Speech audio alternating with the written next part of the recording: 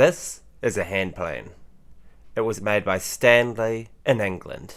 With this particular plane, every single part of it is currently rusty, and both of its handles are loose. So I started out with WD-40 just to help loosen up all the moving parts and screws and whatnot. Theoretically now, the WD-40 should have worked its way in, so I began unscrewing the plane. Now my dad says this is his plane because he picked it up somewhere a few years ago, but I would argue I'm restoring the plane, so I'm pretty sure that makes it my plane now. Moving back to the plane, with everything entirely disassembled, I could move on to rust removal. This plane is filled with wood shavings, which could even be older than me.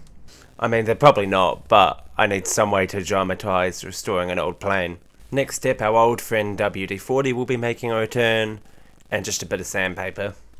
I'm really only trying to remove the rust here, so I'm not going to put hours and hours into sanding. But after a quick wipe, you can see it's a huge change. After some more sanding, it did reveal some pitting. I won't be stressing that, however, as it's on the side of the planer. With one side finished, I could reward myself with doing the exact same with the other side. I was getting really sick of sanding, so I moved on to removing the varnish from the handles. It's worn, it's ugly, so it's going. With one handle down, I could move on to the second one. And now for the best job in the world, sanding. If you can't tell by my sarcasm, I really don't like sanding.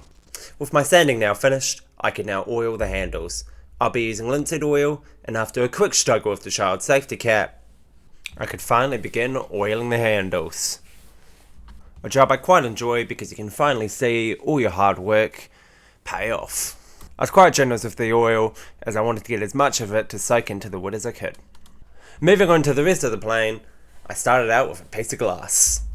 As crazy as it sounds, this is needed for the next stage.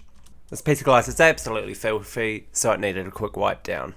So, the bottom of the plane is square, so whatever I clean it against also needs to be square or it could warp the foot of the plane. So the thing I've got that's squarest is glass. I then moved the plane back and forth to remove the rust in a process called lapping. Initially I was using 180 grit sandpaper, but fortunately I found this 40 grit. Once the rust has been removed, you can put Sharpie on the foot of the planer, and that will show you the low and high spots when you continue sanding. This process has coated my hands in iron.